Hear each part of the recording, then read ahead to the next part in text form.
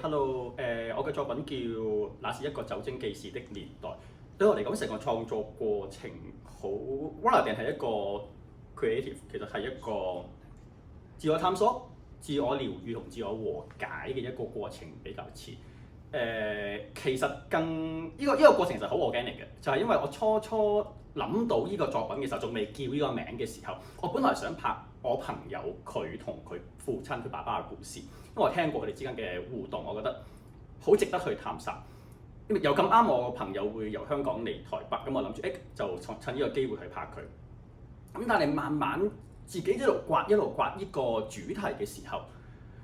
我突然間發覺自己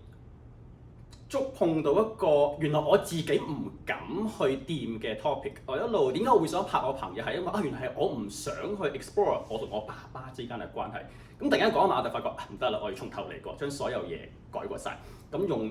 我對我爸爸最強嘅記憶飲酒作為我呢個作品嘅開端。